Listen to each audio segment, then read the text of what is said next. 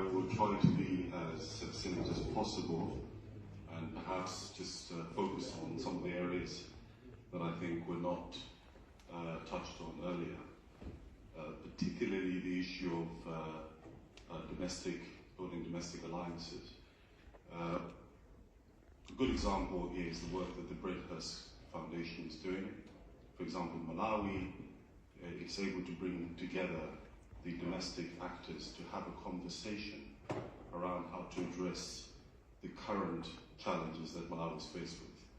And this is commendable because obviously we are in an era, and we spoke about this earlier, where we are not having the real conversations. So the starting point is having the real conversations that allow us to come closer to truth. When we look at the external relationships and the opportunities that exist for building external alliances, I think it's extremely important that we build a very powerful African voice. What we have observed in the last few years is a weakened African Union and, of course, at the same time, very weak regional bodies.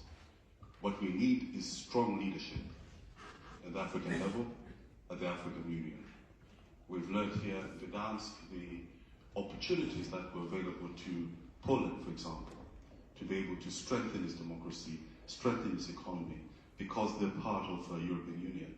And I think a strong African Union with a clear vision and plan and a strategy could be one of the solutions to addressing some of the challenges that we're faced with in our countries, whether it comes to elections, whether it comes to how we treat our former leaders. And there's a very good example of what is not working at the moment on the continent.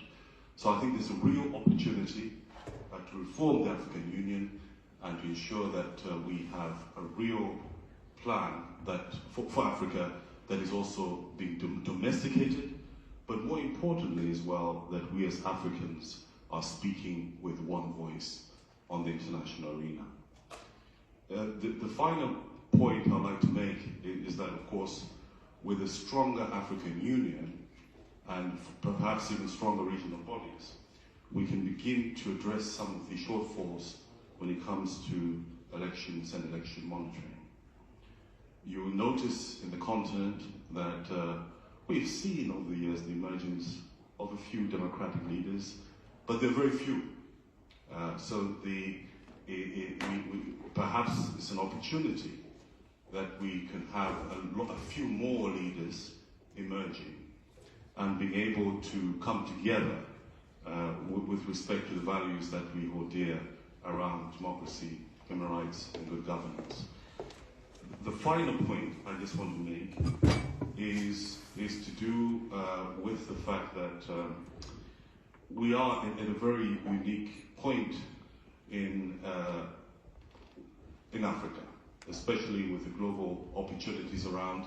We spoke about earlier about Starlink technology and the opportunities that are there for digitization and digital economy that could spur jobs and opportunities, and of course the use of artificial intelligence. I think this is a conversation that we can have separately. But my final point was once leaders come to power, democratically elected leaders, they need to be supported. The window of opportunity closes very, very quickly.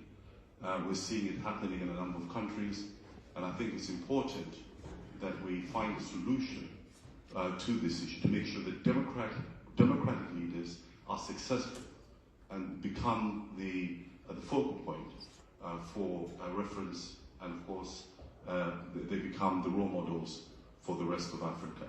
So I wanted to make these very brief points. Thank you very much. Thank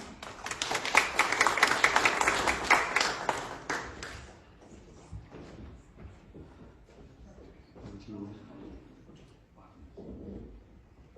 Hello, good evening.